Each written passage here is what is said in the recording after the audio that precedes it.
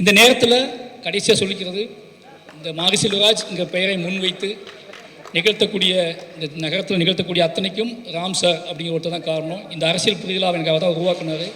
இந்த மேடையில் அவர் எனக்கு இல்லை. எனக்கு என்னென்னா என்னோட பெரிய பலம் அவர் தான். அவர் ஒன்று சொன்னார், இந்த படம் பார்த்துட்டு உன்னோட பெஸ்ட் அப்படின்னாரு. ஒவ்வொரு படமும் அவரை காட்டும்போது இந்த வார்த்தையை நான் வாங்க ட்ரை பண்ணுவேன்.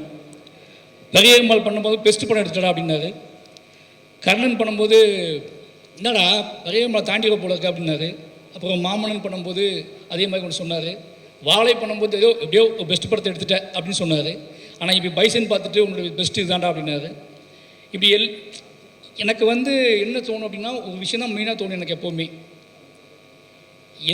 நான் எடுக்கிற படம், நான் எடுக்கிற விஷயம் எதுவாகவோ கலெக்ட் ஆனாலும் என்ன பண்ணாலும் எனக்கு தோண வேண்டியது, நான் ஏதாவது ஒன்று ரொம்ப உறுதியாக நம்பி ஒரு விஷயம் பண்ணுவேன்.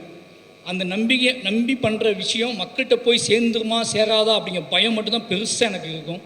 அது தப்பாக புரிஞ்சிடக்கூடாதே அப்படிங்கிற பயமும், அது சரியாக போய் சேரணுமே அப்படிங்கிற பயம் மட்டும்தான் எனக்கு அதிகமாக இருக்கும்.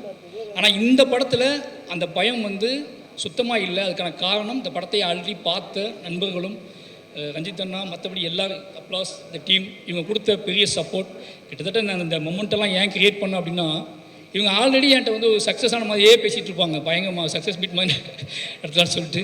அதுக்காக தான் அந்த மொமெண்ட் எல்லாம் கிரியேட் பண்ணது. ஏன்னா இவங்க எல்லாருமே ரொம்ப ஹார்ட் ஒர்க் போட்டாங்க.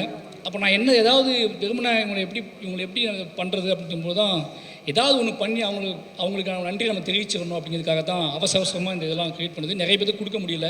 அதுக்கான காரணம் நேற்று ரெடி பண்ண ஆரம்பித்தோம். நிச்சயமாக இது கொடுக்க முடியாத ஆட்களுக்கு நிச்சயமாக கண்டிப்பாக கொடுத்துருவாங்க. இது ரொம்ப